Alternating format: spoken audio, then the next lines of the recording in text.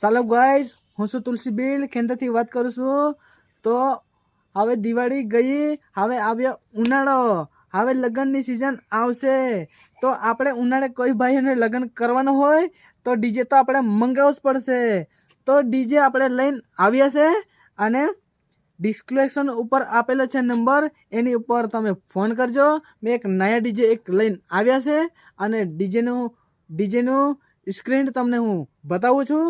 તો વિડીયોમાં બન્યા રહેજો અને મારી યુટ્યુબ ચેનલને સબસ્ક્રાઈબ ના કરી હોય તો સબસ્ક્રાઈબ કરી લેજો। અને હવે આપણે વિડીયો જોઈ લઈએ।